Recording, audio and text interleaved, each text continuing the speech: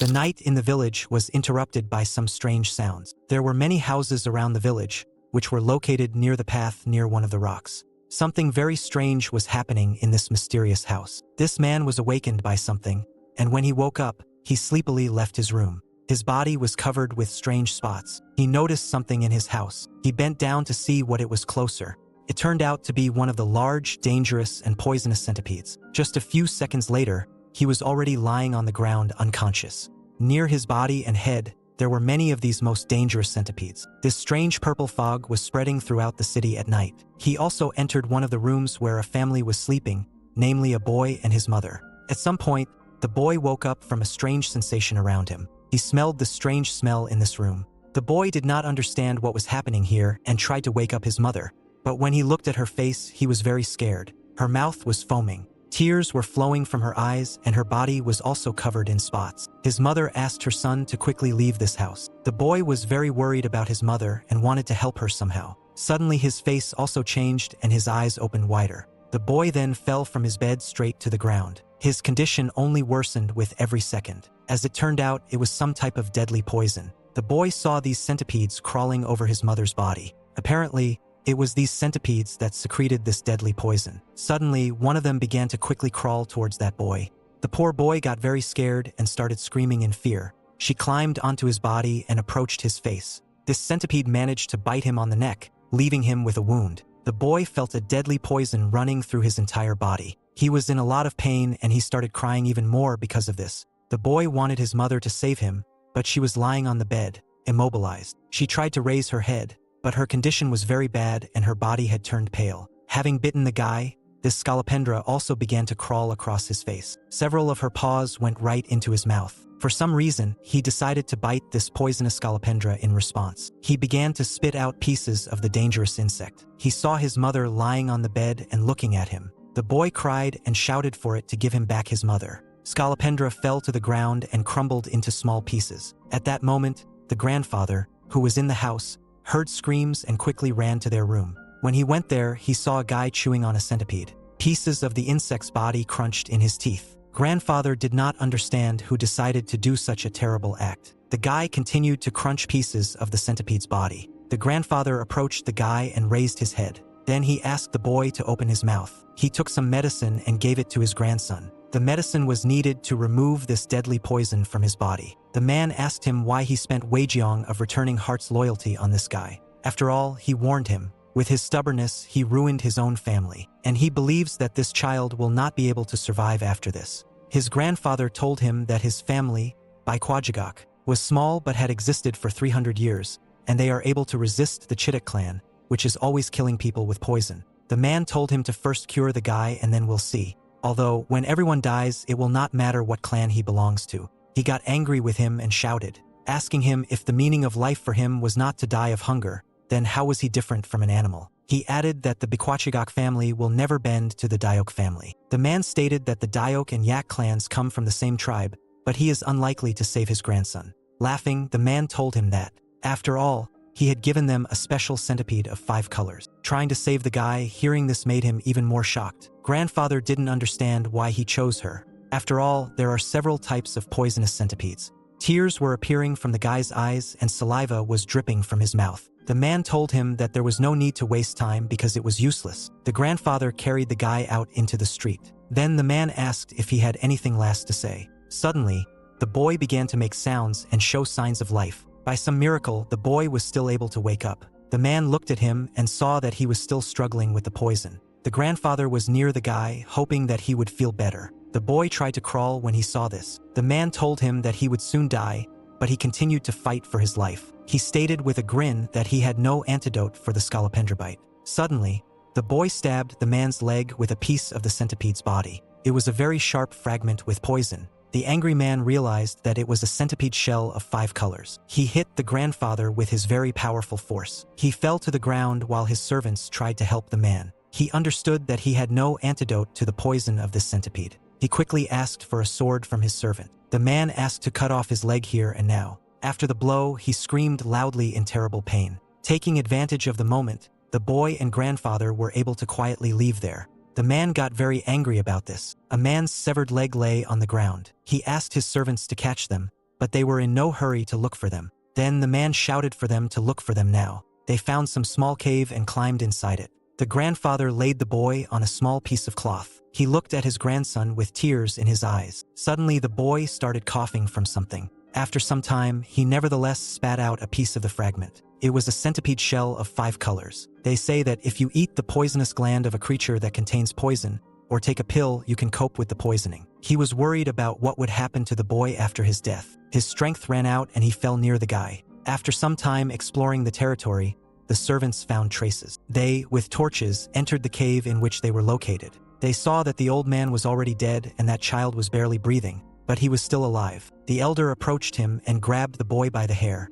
And after that, a small smirk appeared on his face. He looked at this boy with an evil gaze because of whom he lost his leg. After a while, the guy began to gradually come to his senses. In front of him, he saw the very man whom the guy had infected with poison. The guy's face was very pale and he had little strength. His body was tightly tied to this table. The elder saw that the boy had woken up and told him that he did not expect the boy to last so long after being bitten by the scolopendra. The boy tried to call his grandfather for help. The elder said that his grandfather was able to escape, but the poison still reached his heart. Taking the guy by the face, he told him that because of him, he had to cut off his leg. Because of this, he wanted to finish him off right there on the spot.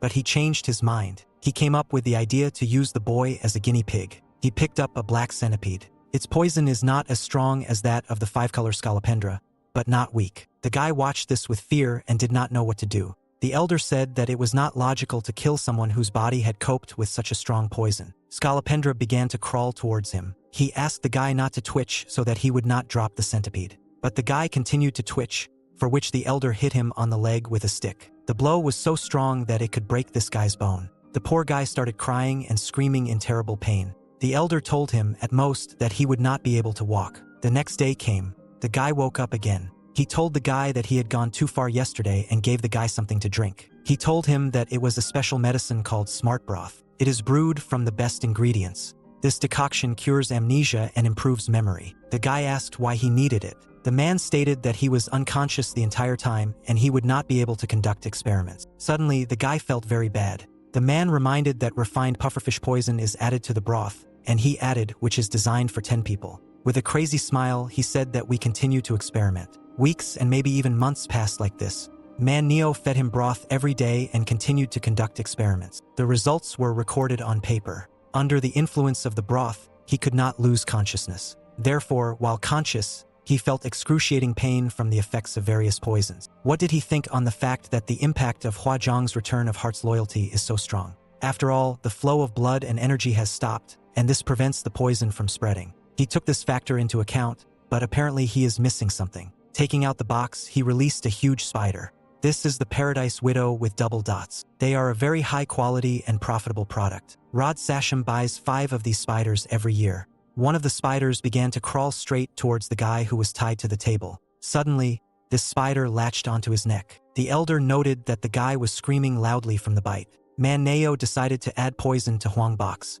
The boy started screaming loudly and wanted to somehow get out of here. He screamed so that someone could hear him and come and save him. Man Neo returned to this boy he was experimenting on. It's hard to convey his emotions because he was just incredibly angry at him. The elder grabbed this boy right by the throat. Man Neo yelled at the guy, saying that he should have thought earlier. And because of him, he became disabled and he had to resign from his leading position. The guy's condition gradually became worse and worse, and after a couple of seconds, he lost consciousness again. This surprised the man a little because the guy was not easy. At first he thought that the guy's body could not stand it and he died. The elder did not know what to do next. For some reason he decided to untie his body from this table. He picked the guy up and carried him to another place. He laid it on the ground. The man believed that he could not die from intoxication if he survived the venom of the centipede. But he couldn't breathe because his bronchi were swollen and his nasal cavity was blocked. He was sure that the guy would not die and he would continue to conduct experiments on him. The guy, when he woke up,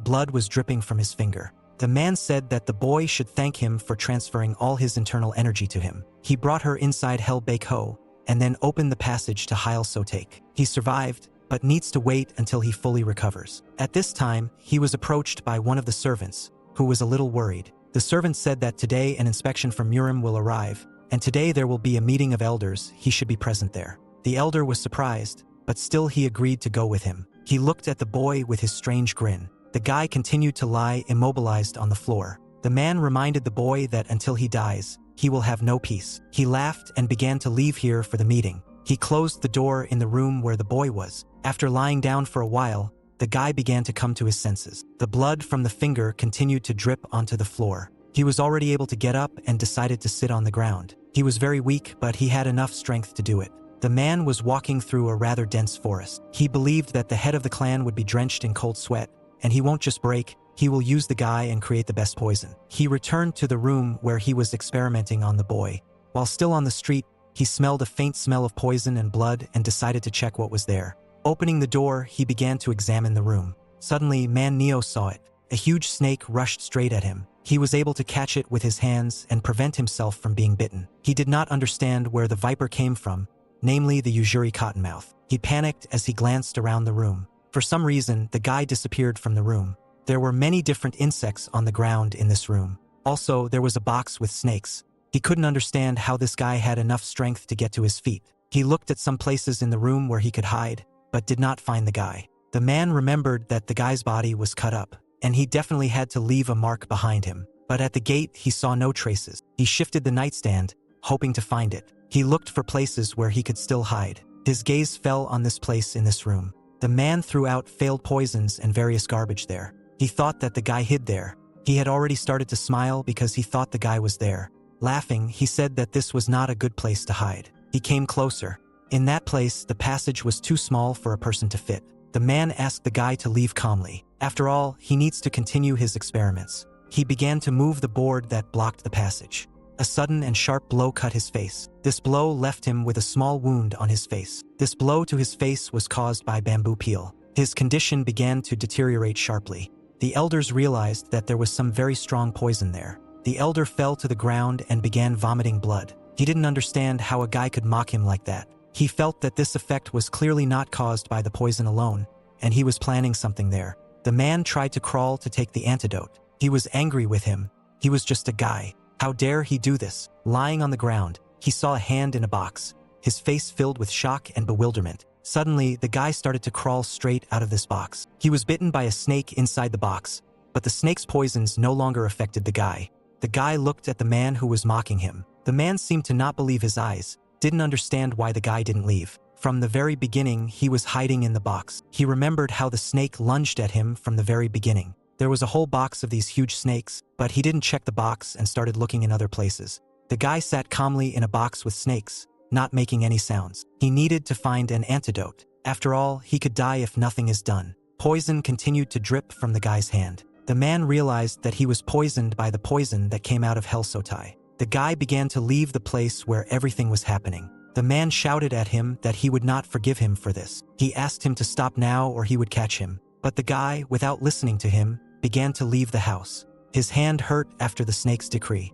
He climbed into some dense forest not far from that place. Falling to the ground, Shinjagon realized that he had succeeded. He was able to get rid of the enemy Bekwachilgak. He started crying and he really wanted it all to be just a dream. After all his relatives died and even his mother, and also grandfather. They all died at the hands of the ruthless Chidioke family. The boy did not know what to do now and what would happen to him. Suddenly, he heard people talking. Those people heard the sounds that the boy made, but they decided that it was their imagination and that it was an animal running through the grass. They talked about a meeting in the meeting house, which was probably arranged because of an important guest. The head of the Murim Union wanted to pay them a friendly visit. They thought that someone from the Alliance had brought an accusation against the Chidek family. That's why we came to check. The guy listened carefully to their conversation. He remembered how the servant came today and reminded him of the meeting of the elders and that today an inspector from Murim was coming. The guy remembered how his grandfather said that Murim is an alliance consisting of members of Kampa, which resolves conflicts and gangho with fair methods. He realized that this was his chance. He must meet with a member of the union and talk about what injustice happened to Bakwachiagak. The old man turned to Tayahyap, saying that it was cool outside and he needed to go inside. He was not dressed very warmly, so he was also cool. Rod Chishak welcomed the head of the Union of Associations, Murim. People joyfully greeted the head of the union himself. It was the same Mr. Tayahupa Beckley June. The guy snuck into the meeting and hid behind the wall. The guy smiled when he saw this gentleman. He heard about him. He is still young, but did many heroic deeds even before he arrived in Kanho. The guy thought that a person like him would definitely expose the treacherous mortars of the Chidek family. The servants walked past this building and inspected the area. The boy saw them and was a little confused because he could have been discovered, but they passed by, and the boy began to cross to the other side. He turned around to see if anyone had seen him. He hid and pondered where he should start the conversation when he met the master. The gentleman began to enter this building. He saw the master and was a little happy about him. The lord and elder looked in his direction, but did not notice him. The elder said that all members of his family were well-trained people. The gentleman replied that his family was located on the very outskirts of Yunnan province, and the Liuli are still full of doubts about him. The elder displeasedly told him that they had shown him strength. She is quite suitable for the level of Muram. He asked what else is needed to join him. The young master reminded about the qualifications. He asked not to give rise to rumors. He said that he was contacted by the Union Provincial Union Unit, and he was informed that they were attacking families belonging to the Yak clan. But someone managed to survive. The elder told him that this was the first time he had heard about it. The gentleman, holding his hand on the sword, asked the elder not to forget. The gentleman asked if I should remind him who he is. He did not expect such an answer and simply remained silent. The guy thought about it. It turns out that Bek Washilgok was not the only one they attacked. The guy understood that he could prove that what happened to his family was true. The elder apologized and said that the suppression of the Yak clan families did not go very smoothly. He added that, in the confusion, someone managed to escape. The guy listened to every word with anxiety. The gentleman asked the elder why he continued to make excuses, to which the master received an answer that it was purely their mistake. The gentleman asked what happened to the others. The elder said that they planned to send them to an underground mine, which is under the general control of the Doc family families. The elder asked what he should do with the speaker. The gentleman replied that he had already destroyed it and they settled everything themselves. The guy was shocked by these words and did not expect such a turn of events. The gentleman reminded that the inspection has a bad effect on the reputation of the family, and if he wants to move forward, he must act impeccably. He added that he was no longer going to cooperate. The boy realized that the Moram Union was at one with the Doc clan. The gentleman said that they would settle on this, and now the elder must follow him. The elder wanted to tell the master that a place had been prepared for him, but he asked him to be silent. He suddenly took out his sword and slashed with it, as if he knew someone was there. The sword stuck into the wall. The elder asked with surprise and fear what was the matter. After this blow, he began to remove the weapon from the wall. Having examined the sword, he did not see blood and thought about it. After a couple of seconds, he told the elder that it didn't matter. The guy was scared because the sword blade passed a few centimeters from his head. He fell to the ground in complete shock. The guy didn't understand why the head of the Union was covering up the atrocities of the Chidek family, and he suspected that Muram was connected to what happened to his family. Sitting on the ground, the guy heard sounds from the side. These were the servants who were talking about something. They approached the place where the guy was. He decided to go into the house so as not to be seen. He closed the door in hope that he would not be discovered. He realized that people in Muram knew what was going on here, and instead of unleashing their wrath on Chidiak, they helped them. He did not understand who fell, the head of the Union or Muram himself. If he talks about what happened to his parents, nothing will change. He knew that the man who risked his life and came to the Union was destroyed. He punched the wall out of helplessness. The guy understood that they were all killing people and hiding the truth. He wanted revenge on every person who was involved in this. He also intended to avenge his father and for my mother. She died right before his eyes. He also wanted to avenge his grandfather, and even for himself, because he also suffered from these bad people. He was still able to collect his thoughts. He firmly decided and said that he would not die and would become stronger. He decided to become stronger without anyone's help, with his own hands. He will give everyone what they deserve. Meanwhile, in one of the houses, a meeting was still taking place. The elder took the glass and addressed the guests in the hall. He said that today they were gathered here to greet the head of the Union, Tai Hyup Bek Lee Jun. He congratulated his family on the fact that their family's entry into the Union would soon happen, and the head of Moram visited them just to confirm this. The head of the Union held his glass with a smile, as if confirming his words. At that moment, he was interrupted by a servant who came to them. He approached the elder to tell him what had happened. With a confused face, he did not understand what the servant told him. The head of the Union asked him what happened, but the elder replied that everything was fine and he needed to go away for a while. The inspector hoped that Manhwa was telling the truth. The elder left the building, hoping that the inspector would not get angry and would not find out anything. The head asked why Elder Man lost consciousness. The servants said that a mixture of poisons had entered his body. They assumed that he had made a mistake when he carried out the experiments. The head thought about this because Elder Man had been working with poisons for decades. He asked if the toy the Elder used was still there. They wondered what he meant by the name toy. He spoke about the prisoner on whom he experimented. But the servants said with fear that, when they arrived, there was no one there. He couldn't believe it. He thought about the fact that, if the boy died during the experiments, the body would be there. He wanted to get to the bottom of this because it could become a big problem. He ordered the servants to search the area around and find the child. He didn't care if they found him alive or dead, but they had to bring him to him. On the street, people were forced to go somewhere. One servant shouted for them to hurry up and go faster. The guy watched this from the bushes in which he hid. He wondered what happened to the rest of the people. He remembered the conversation of the head of the union about how people would be sent to an underground mine. He saw the servants beating a man. He hit Grandpa for walking too slowly. The man told him that he was an elderly man and should not be beaten. He was angry with the man who managed to say a word to him. He began to roll up his sleeves to beat the man. But he was stopped by another servant. He believed that humanity and mercy were nonsense for weaklings, and that they themselves are to blame for their powerlessness. He began to draw his sword, saying that the journey was long and difficult, and right now, in this place, he will do it. He hit him with his sword because he dared to say something to him. It left a cut right on his cheek. Taking a jab, he added that he wouldn't mind killing everyone here. Licking the blood that remained on the sword, he explained that he could not kill them due to the fact that he was ordered to take them to the mine. He asked to lift the old man up and climb into the cart. The man and woman began to lift this fallen old man. After that, they followed the others into the cart. All the people got into the cart and servants began to accompany them. They all began to ride together in silence without emitting any emotion. The man noticed a guy who was not from their family, and judging by his behavior, he did not belong to the Chidek family either. The guy answered in confusion that he was from Bekwakil Gok. All the people who were inside were surprised. What was he doing there with them? The man asked if his family was also attacked by Chidiok. The guy nodded his head without saying any words. The man asked how he got here. The guy said that he was kidnapped and experiments were performed on him, but he was able to escape and wanted to meet with the head of Murim. But he turned out to be collaborating with them and he had to escape. The man told the boy that this was commendable, but this cart would not take them to freedom. After all, she will take them all literally to another hell. He decided to see how many people accompanied them. He saw only 5 defenders guarding the cart so that no one escaped. The man understood what the boy wanted to do,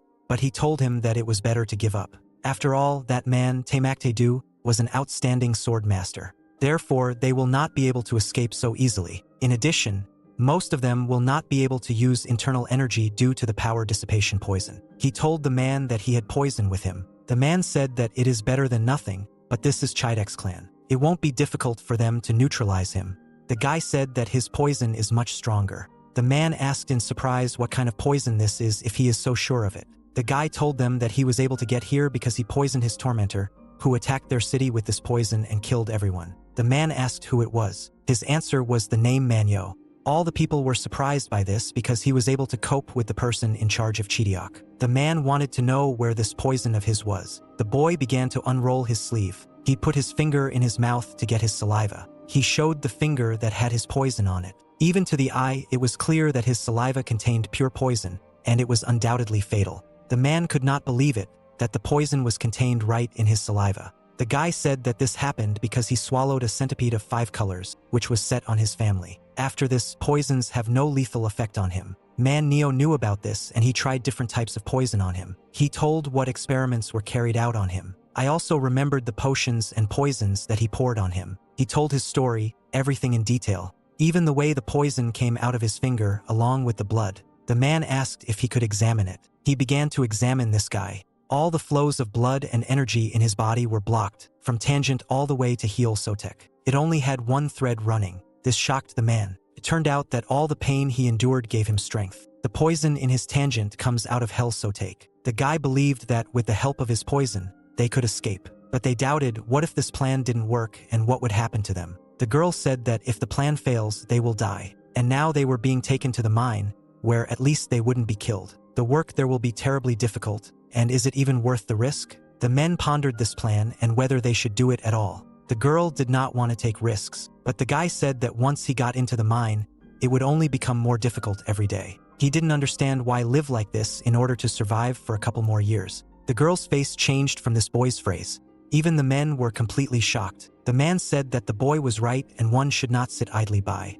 He believes that this may be their last chance to gather strength and defeat the enemy. They decided to act. He asked the boy to help them deal with them, and if he helps, then they will help him. The head ordered the cart to be turned around. After all, Elder Man was unconscious and his captive was missing. The head ordered to find the escaped. He didn't understand how this could happen. The servants began to stop the horses right on the road. Defense attorneys said one of them may be the one they are looking for. The guy understood that he could now be discovered and he ducked his head. The defenders didn't know what the escapee should look like, but the cart had to be turned around. But this ladder was very narrow and it would be impossible to do this. And if they turn around, they will be late. And because of this, there will be problems. One of the defenders had an idea. He asked how many people they are transporting now, to which I received the answer that there were 11 of them. He asked to count the people. If there were so many, they would move on. He decided to start counting the people in the cart. People lowered their heads. They were very excited. He counted to 11 and was a little surprised. After all, he saw another person.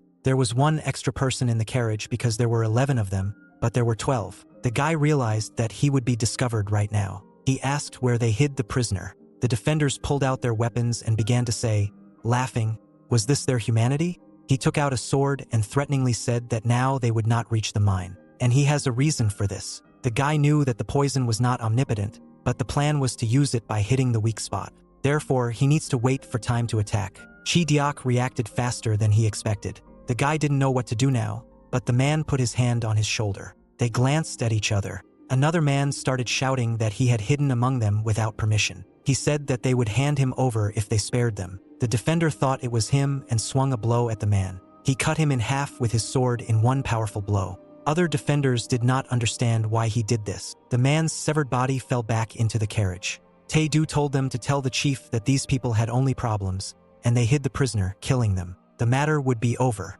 The woman began shouting that they were animals, and for them, human life was worth nothing at all. They all stood up and started yelling at him. Tae-do said that he would kill them anyway, one by one. Suddenly, the man gave the command that we need to act right now. People rushed to attack these cart defenders. They began to attack all together, because this was the only way they had a chance to win. One man had a piece of shrapnel in his hands. Tae-do watched this with surprise on his face. He hit the defender with his fragment, which contained poison. But he was able to fight off the attacking man, and the man's body just fell to the ground. Some defenders were completely immobilized. He shouted, "How dare they attack them?" Suddenly, one of the defenders who was hit by a man with a shrapnel felt ill. He quickly fell to the ground and began vomiting blood after that. He tried to ask Tae-do for help, but it was already useless. The defenders were shocked and did not understand what was going on here. The guy on the horse decided to run to the city for reinforcements because the situation was heating up. Tae-do examined the man who touched that defender. He saw a piece of porcelain lying in a cart and used it as a weapon. But with this fragment, he could not have seriously injured. Tae-do was surprised because he was only scratched. Why then did he fall dead? The man with that fragment began to walk closer to Tae-do. The man said it was his turn now. All three of them were holding fragments in their hands. Tae-do replied that even a weakling can find courage, but they won't change anything. Tae-do stated that he knows they have poison. He just needs to stop them from escaping. The man asked if he was just going to stall for time. He replied that no and began to take out his sword. The people who remained in the carriage were very frightened. The men watched what he was about to do. With a crazy look, he said he could do it like this. He slammed his sword into the ground, sending out a wave of powerful strikes. This energy wave was approaching the man. A powerful wave easily cut his body into two parts, and the man's body just fell to the ground. Licking the blood from the sword again, Tae-do said that it was sword energy. The guy started running towards Tae-do. Tae-do didn't know that the boy was behind him. Tae-do said that he wanted to put an end to this, but the boy had already swung his hand to hit Tae-do with a shrapnel. As it turned out, the man broke a porcelain vase and asked the guy to apply poison to the fragments so that they would scratch the enemy with them. They agreed to act together. He believed that he should understand that they were using poison. They thought about what to do. The man decided that while they would distract the enemy, at this moment the guy should sneak up behind him with a fragment that should contain poison, and he should aim for the throat. He rushed to attack Tae-do as planned. He was able to hit him right in the back of the neck. The guy was happy because he succeeded. Tae-do felt the blow and now understood what they were planning. He said that his external energy would not allow him to pierce the skin with such a weak blow. He rushed to attack the guy with the sword. The guy got scared and panicked because he didn't count on this. The man saw this and shouted at him to run away from here. Tai-do hit him and said that he did not expect that the child would attack him, having reached the weak point, but he could not do anything more. He thrust the sword into his body with a strong blow. The boy understood that if he gave up, everyone else would die.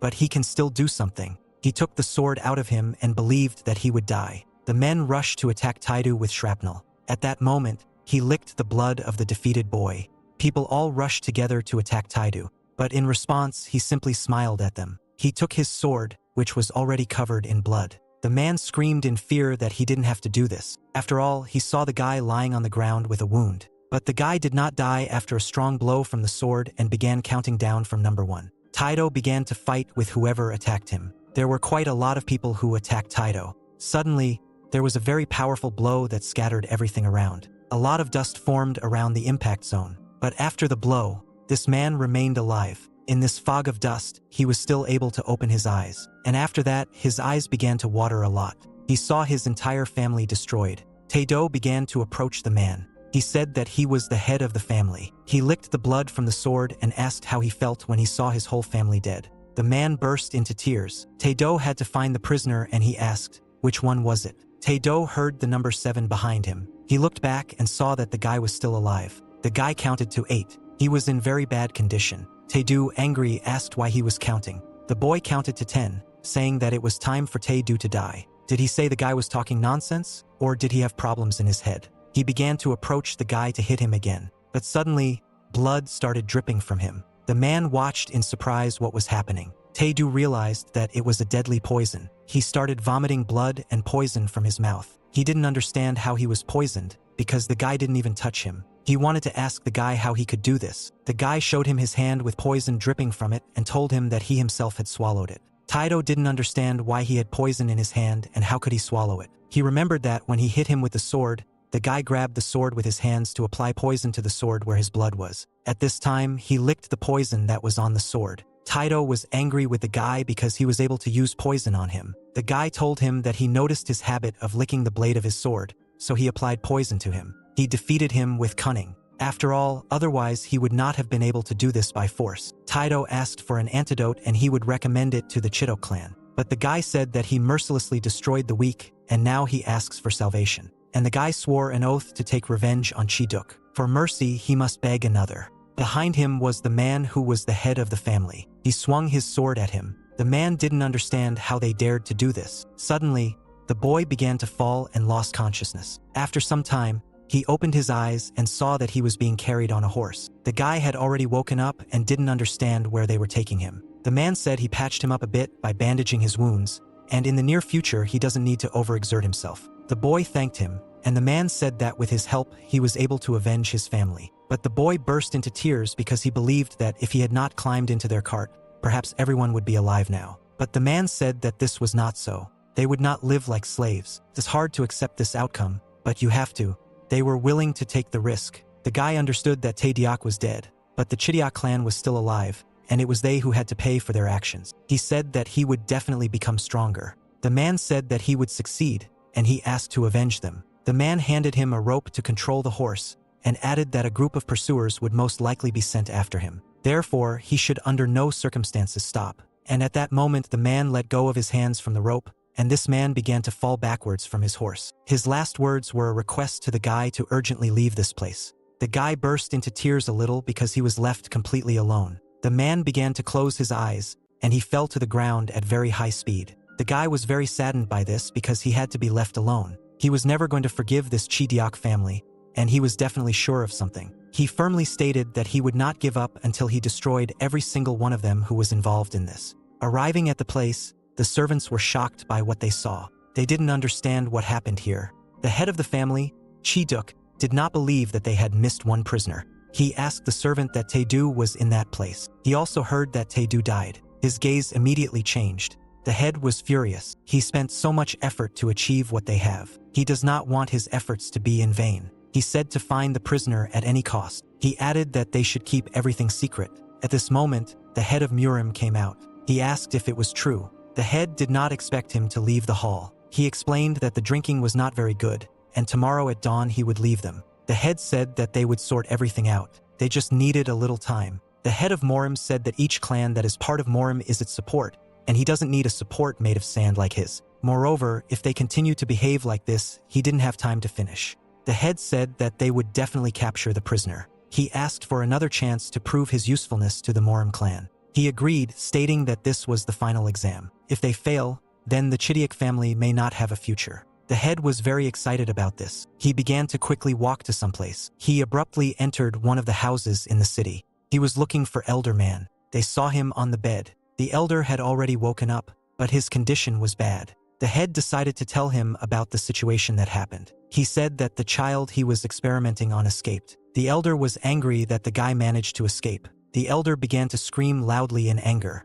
The head asked if he had any ideas on how they could catch him now since he brought him here, but the elder did not utter any words. Apparently the poison had such an effect on his body, but he remained alive a few weeks later. The rabbit ran in the forest and tried ordinary grass. Suddenly, several juicy and tasty berries appeared near him. The rabbit noticed these berries that someone threw near him. He approached them and began to eat those berries. The guy apparently decided to catch a rabbit. A long time has passed since he ran away from the Chidiak family. He managed to recover quickly, despite the fact that his wound was fatal. He decided to catch and fry a rabbit to get some food. He admitted that this was the result of experiments carried out on him. He has so far successfully avoided his pursuers, but he needs to change something already. The guy returned to the city and was very careful. He looked around at the people around him to avoid falling into the hands of the Chidiak family. People were talking to each other.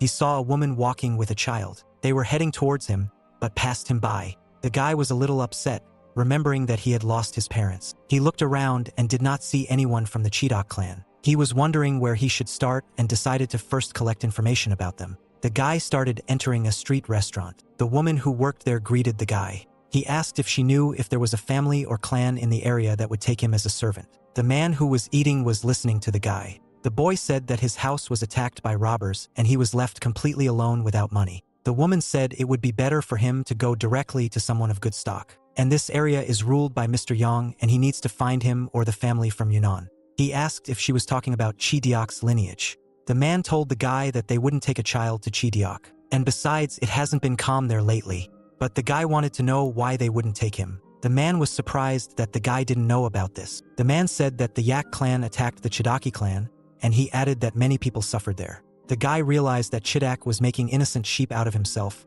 and the people who attacked were captured and sent to hard labor. The guy found out that it was the Bakwajagak family. He asked if he knew where these people were sent. The man said they were sent to a mine in the Nain region. The guy ran into that mine. The woman and the man were surprised by this. The guy admitted that someone from his family could still survive. They were sent to the same mine where their cart was being taken. Maybe it was because of him that they were sent there. After all, it was he who organized the pogrom in Chidak and escaped. The guy was heading exactly into that mine. He needed to keep his cool because it was probably a trap. He clenched his fist and began to realize something. If this was true, then only he could save his people. This was the city of Nanhiai underground mines. The elder asked the chief why he was so worried. The leader stated that using those people as bait was his idea. Several days have already passed and the boy has not come here, but he claimed that he would take revenge for his family. Elder Man was sure that he would appear soon, but the fate of the Chidiak family was at stake. How could the elder be so calm? The elder had a great desire to tear this guy to pieces. After all, he suffered for several days in hellish pain while he went through the detoxification process. His sanity was literally leaving him,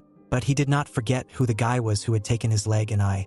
He remembered his name, Shinji Gang. He had a cane in his hands because it was difficult for him to move. With a grin, he waited for the moment when the boy would come into their trap. The guy came to the place where the mine was located. He recognized this place because it was the same mine. Suddenly his eyes fell on something interesting. He saw his uncle, Eunuch, and his grandfather, Khan. He was right. The people from Bekwakiagak were sent here. He remembered how he walked with them. This upset the guy quite a lot. The guy was wondering how he could save his people. There were a lot of guards there. He won't be able to slip through unnoticed. He wondered what he could come up with. He saw a house with smoke coming from it, which was located near the mine. The guards saw that the house was on fire and rushed to run there. They began to draw water to put out the fire in the barn. The guy hid in the bushes. Taking advantage of the moment, the guy was able to get into the mine unnoticed. He began to approach his relatives. His uncle and grandfather were very surprised that the guy was here in the mine. They recognized their friend, Chin Jugan. There were many rats in the mine. His relatives did not expect to meet the guy here. They only heard that the guy was able to escape from Chi-Diok, but how did he end up here? The guy said that he found out which mine they were sent to and he couldn't leave them, so he returned. Grandfather was glad that they were alive in the mine, but he did not want the guy to end up here, because he could continue their family. The guy asked his grandfather not to worry. After all, he came to rescue them. The guards were unable to save the barn, and it completely burned to the ground. The elder was glad that there were no casualties, and there was nothing valuable in the barn. The guard admitted that the cause of the fire was farmers who often burn unnecessary things, but the elder understood the consequences of carelessness. The guard denied that any of the prisoners were able to escape, but the elder said it could have been someone else. The guard did not understand what the elder was talking about. The elder believed that the sparks could not burn down the entire barn. He was sure that someone had deliberately started the fire to distract attention. Manhwa decided to go to the mine and look for him there. Approaching the mine, there were already guards there. The elder was sure that the culprit of the fire was now inside. The guards did not understand why the elder came to the mine. With his one eye, he saw something. Inside the mine, near the people, he noticed a guy who looked like Chin-Jagon. And there really was that guy who was able to escape from him. The elder began to smile at this. He saw Chin-Jagon and started walking towards him. He could not move quickly due to the absence of a leg. But the elder knew how much pain he had suffered because of this boy waiting for this day. And Manhwa decided that the guy wouldn't get off that easy. He will allow him to taste the fruit of hope of escape and then simply destroy him. Rejoicing, he returned to the head and told him that the guy had come to the mine. The guards are keeping a close eye on him, and the problem has been solved. Suddenly, he turned his head and noticed someone. The head and another man were sitting at the table. It was Baek Tam-hyang, Wai-Yung. He said that they had not seen the elder for a long time. This was the most influential person and the best master from the family of 3 generations of the Dak family. The chief of the poisonous valley, who knows how to handle poisons. The elder was surprised that he was here and asked what business he had come on. The chief explained that he wanted to ask Wijan Kok Chu for advice. However, he has not yet given any sensible advice, but he has something to tell the elder. As he knew, the Chi-Dok clan trying to get into the union went too far. Their weakness was fussiness. Tae Hyup Baek Lee said they make a lot of noise. They supported him and he allowed them to suppress the power of the Yak clan. However, people began to appear inside the union who observed your chaotic actions and decided to find out the details of their agreement. He asked what they would do if those who dug it up continued to live. This was a necessary measure. Now joining the union can be considered decided. The elder asked what to do with Chin-Jagon. The head said that he was in the mine and he was calm now. The elder began to shout that this guy had single-handedly taken away his eyes and legs. But the head simply interrupted his speech and did not want to listen to him further. Wijan said he would consider the conversation over. The elder was very angry with Wijan but could not do anything. Meanwhile, in that mine, the guy said that he has a deadly poison and if you cover your tools with it, it will become a very powerful weapon. He asked them to work together to start a riot and escape. After all, he wanted them to get out of there alive. The Lioli in the mine did not understand who this guy was and where his poison would come from. Suddenly, loud noises started happening in this mine. The guards rushed to run out. The passage to the mine will now be closed. People began to run after the guards so that they too could be rescued. He said that this was an order from above and he should not be blamed. A piece of stone was flying towards him. He fell on him, scattering pieces of stone around. People were frightened by this and did not know what to do. They all fell to the ground, screaming for help. The mine was filled with huge pieces of stones. He couldn't believe what happened. He said, why did he endure so much time? Manhwa, pushing the guards, began to approach the entrance to the mine. His gaze changed and he was in a stupor. The mine where the guy was filled with stones. He was angry because he wanted to destroy the guy with his own hands, but not like that. The elder's screams continued for a long time. People examined the blocked exit. They believed that this was done on purpose. In this mine, the families of the Dok family worked together to extract poisons. They wouldn't do it on a single order. The man asked if the Dok family had taken up arms against them. The guy knew it was a trap, but it is illogical to block the mine to catch him alone. There must be another reason for this, the guy thought. He remembered the head of Moram. Was this really his doing? People panicked because they didn't know what to do now. They can't even ask for help from outside. The guy said that talking and complaining won't change anything. The entrance is blocked, but they still have forces and equipment. If they team up, they might find a way to get out of there. People looked at the guy in confusion. Grandfather shouted for people to come to their senses. After all, even the will of the child was not broken. He asked everyone to get together and start thinking rationally. Holding the guy with his hand, he said that even if he is an old man, he will still give his all for the common good because giving up is not an option. People supported the idea to try and find a way out. The guy thanked Grandpa Khan. To begin with, they wanted to collect torches and equipment. But in reality, it turned out to be not so simple. In conditions where there is little food and the light of torches barely illuminates anything, it is difficult to make the way out. And people gradually began to get tired. There were enough torches to last for a while. People who were exhausted fell asleep right on the ground. The children who were unlucky enough to end up in the mine wanted to eat. The guy was inspecting the mine. They dug the road fairly quickly, but working at this pace would more likely exhaust them to the point of unconsciousness than lead them out. The guy wanted to find another way to get out. He saw a small hole inside the shaft. He started to crawl inside. The passage was quite small. Looking around, he was very surprised and happy. There was a lake of water inside. He was happy because water can quench his thirst and moss is quite edible. The guy decided to try this water. But having tried it, he immediately spat it out. This water was poisoned. But Chin Jugan did not know why this was so. He remembered that poisons were mined in this mine of the Roddok family. The poisonous energy has already spread to here. The guy began to continue banging the stone. The first and third groups, it was their time to change shifts. The guy continued to dig out the mine. People are motivated again. There were few water supplies left. Grandfather was surprised that the guy was so focused and had so much strength. People knew that he had an unusual organism that could absorb poison. Therefore, he gives the food to others while he drinks water and eats the moss he found in the mine. Perhaps it is unpleasant for him to understand that only he is well fed and therefore tries his best. The men rested to gain some strength. Suddenly one of the sticks started making cracking sounds. It broke and the stones began to fall straight to the bottom. Huge pieces of stone fell on top of people. There were people inside and they needed help somehow. But the stones were very large and there was no way to move them. People were very upset.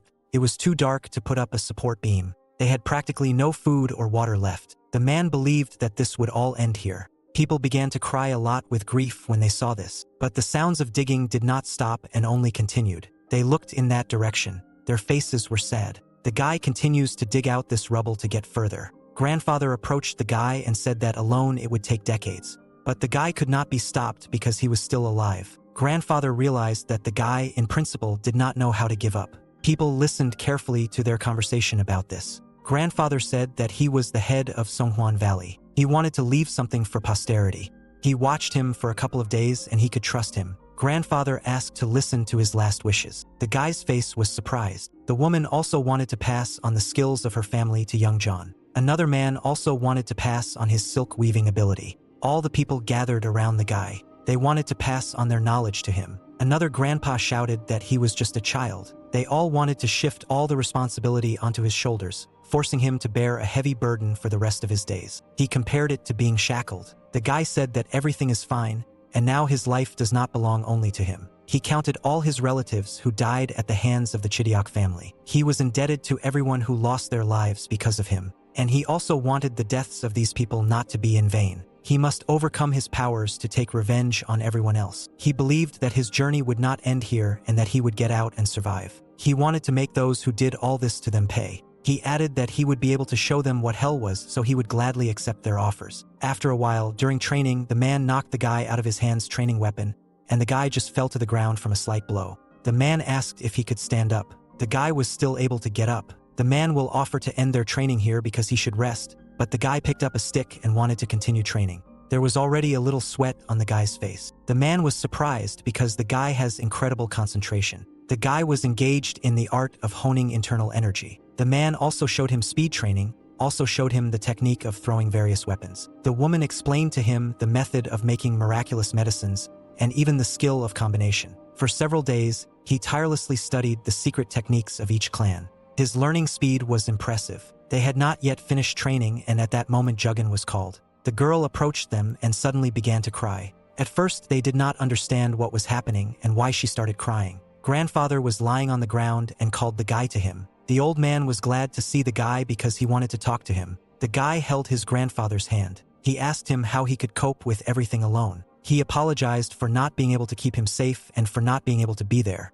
The guy continued to hold his hand and listen to him carefully. The old man missed the place where he spent his whole life. He wanted to see Kikweocho bloom again in the Bikwashalgak Valley. He began to close his eyes. People realized that, unfortunately, that old man died. All the people started crying at this rather sad news. The guy was also a little upset about this, but he still wanted to continue the unfinished training. After all, they had little time, so they needed to train right now.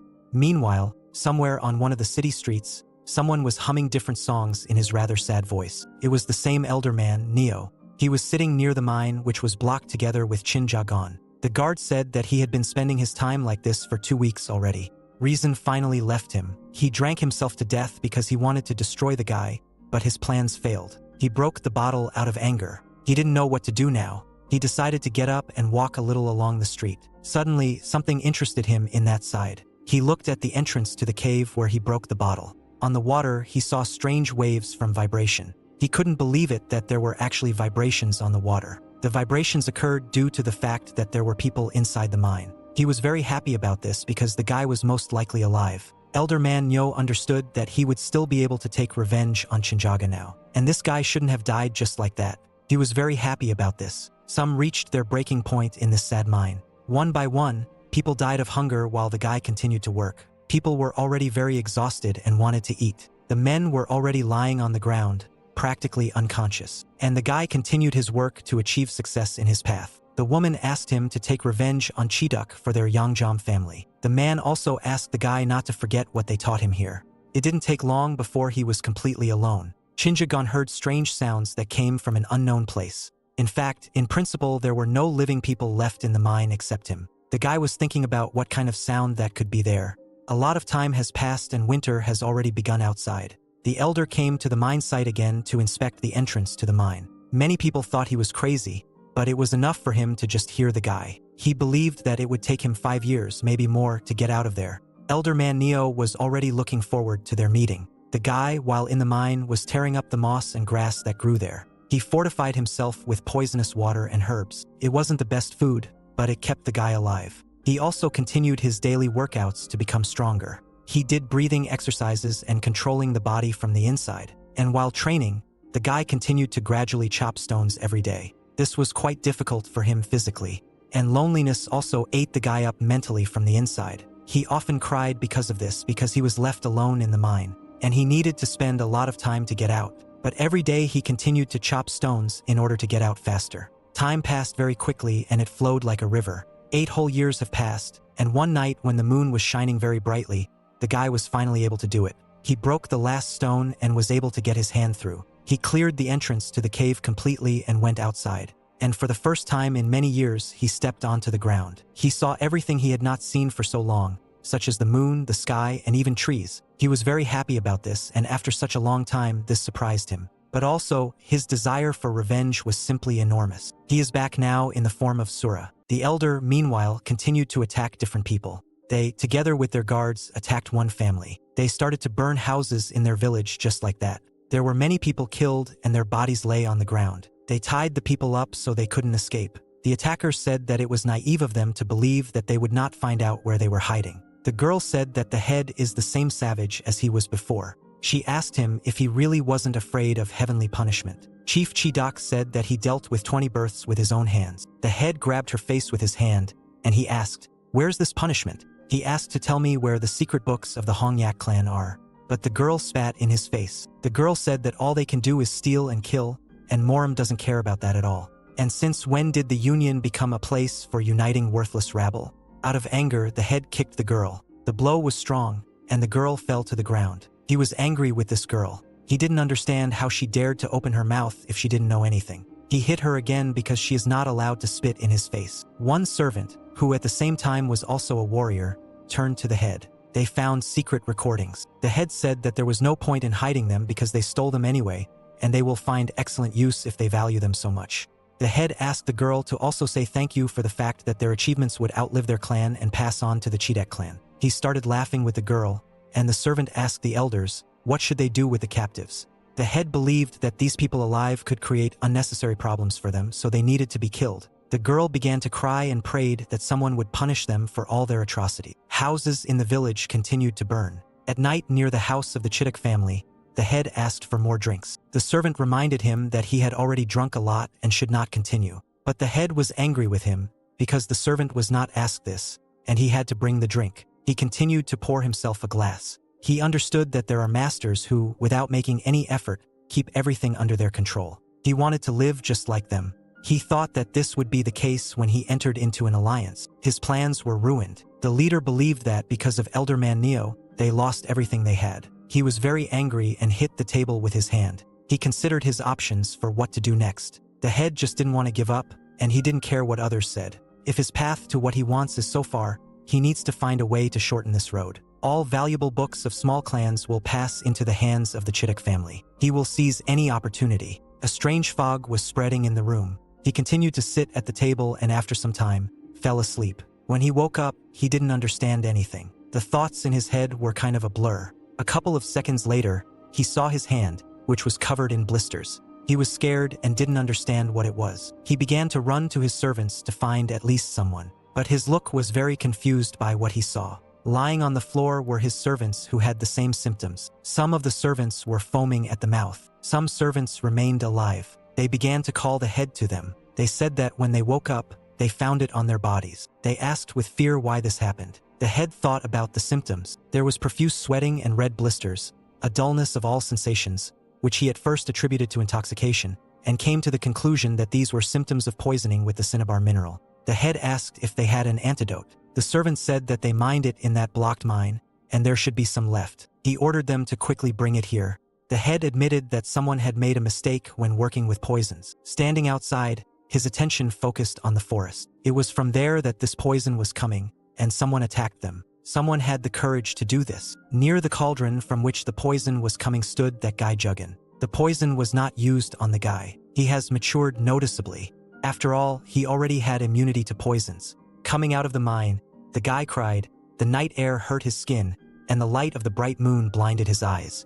He had never had this before. He was surprised at this because he had spent many years in the dark. He turned around to look there again. Shinjagon looked at the mine from which he had been climbing for 8 whole years. But the guy remained the same. He was going to keep his promise. He began to walk through the forest that was around. During this time, the guy's hair grew a lot. He came to the place where he planned to begin his revenge. He knew that his path was already determined. He wanted to take revenge on everyone who did evil. The servants brought an antidote, and only this was left from the Smilax rhizomes. The leader told them to eat one each and follow him. They did not know how many enemies would surround them, 10 or 100. Their main goal was to exterminate them. They were soon to find out who they were. The head and his servants headed to the place where the poisonous smoke was coming from. The head looked around the forest around him. He saw red smoke and they headed towards him. They ran to the place from which poisonous smoke was coming. The head asked who they were. He wanted them to come out of the smoke so he could see them. The guy realized that the head of Chidek had come to him. The head asked why he dared to commit such a terrible act towards them. Smoke surrounded them in an ever-increasing area. And at one moment, that guy came out of the smoke. He answered him with a serious face that by right of revenge.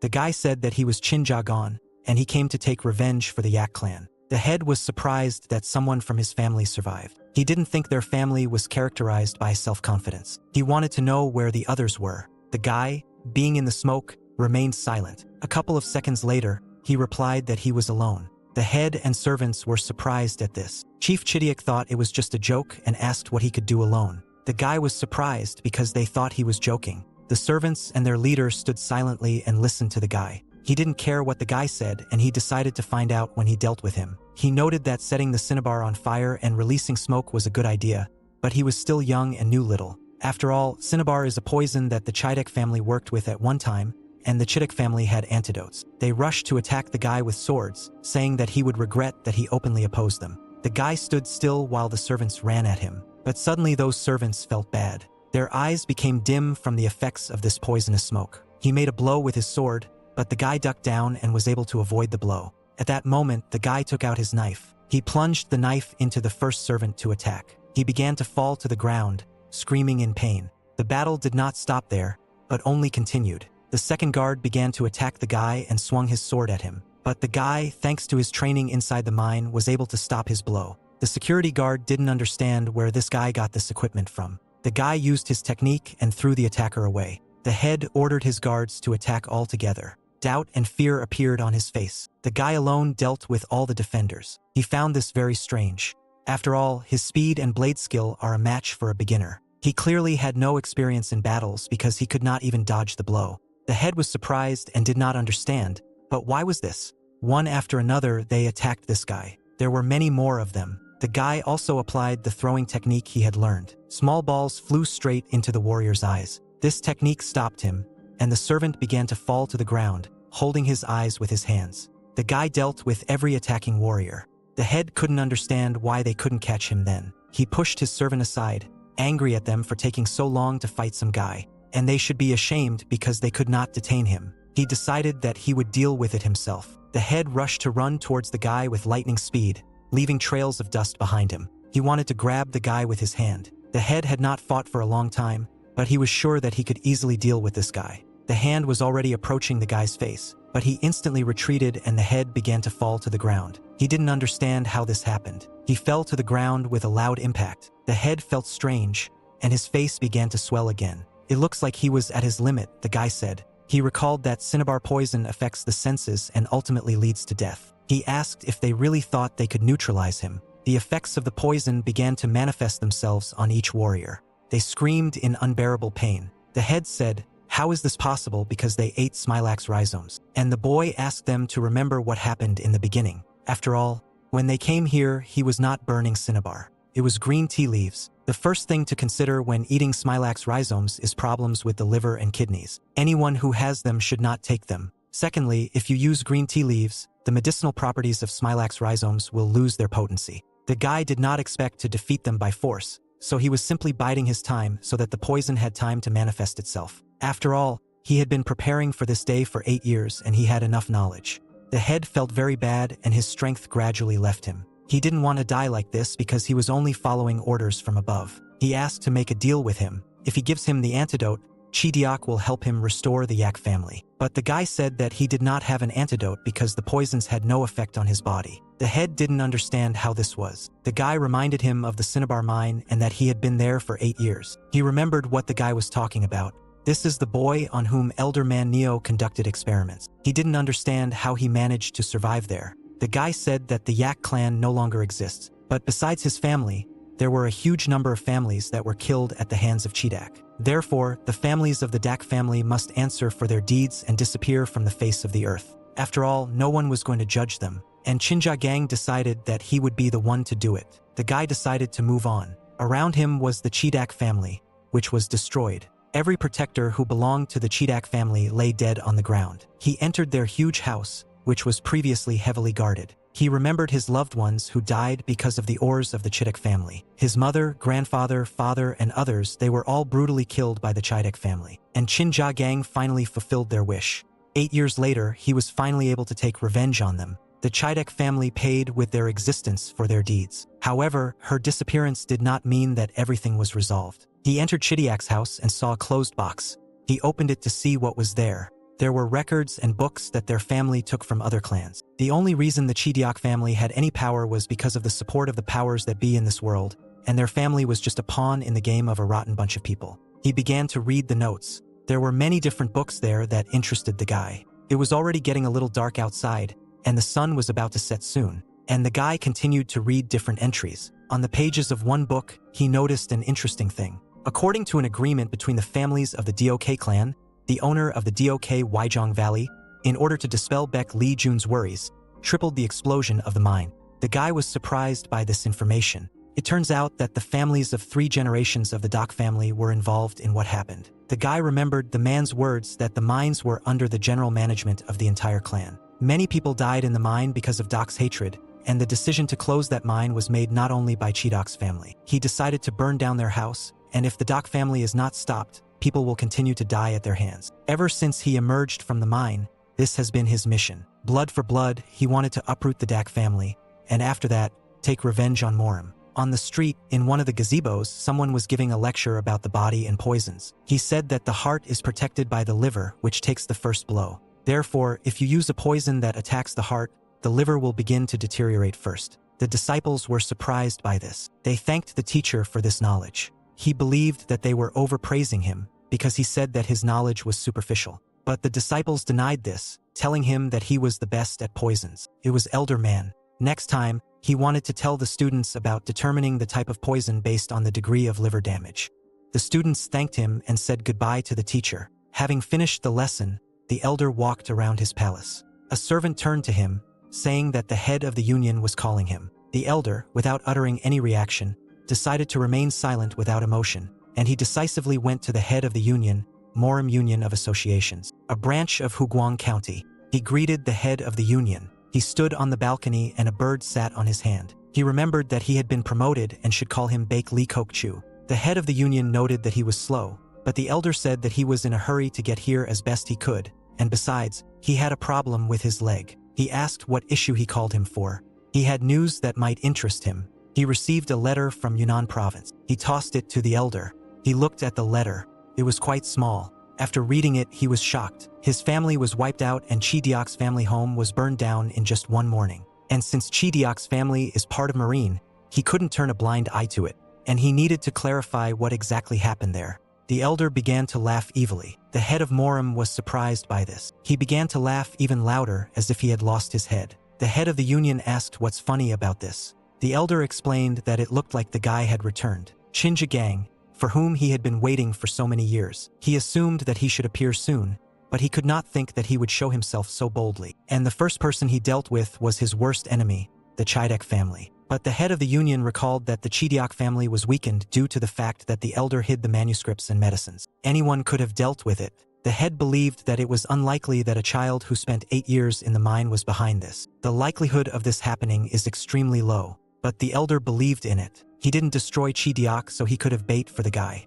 And if it really was him, then everything is just beginning. Revenge happened too quickly.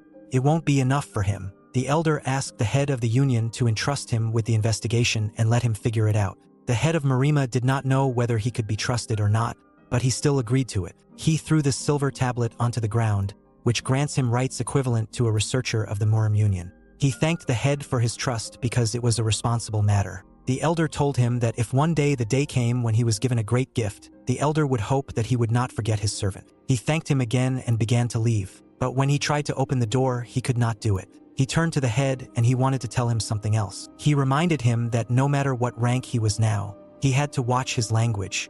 Elder Man Neo took note of his remark. There was complete silence in the room. The elder was already thinking that it was time to harvest the seeds that he had planted a long time ago. After all, for him, the longer the fruit ripens, the sweeter it becomes. He wondered what else Chinja Gang could do to amuse the elder. The elder set off on horseback through the forest. Revenge makes some people much stronger. He believed that revenge is the best engine. Having spent several years at the bottom of hell, splitting stones, he probably overcame himself several times. He knew that if he could one day get out of the mine, the Chidiok family would not be a hindrance to him. And that was really what he believed. Therefore, he went to one place. He decided to come to where it all happened. He looked around the grounds of the Chidiok family's house. The guy burned everything to the ground. He examined the bodies of the destroyed people. He was looking for some kind of trace. Suddenly, a throwing knife flew out of the air towards him. It hit the ground behind the elder. There was a man on the roof of the building. The man said he was lucky he recognized him. Otherwise, there would have been a hole in his throat. He asked what he forgot here. He said sarcastically that it was clear from their faces that they were very happy to see him. And also, there were gentlemen from Umbu and Dak Valley. It looks like all the families of 3 generations of Dak are together. The first was from Umbu Kuzan Wool. The second was from Chio San Tanamji. The third comes from Dak Valley, Noyuk. The elder told them that he was here for the same reason as them. He couldn't stay away when he learned about such a terrible tragedy, even if he left his family.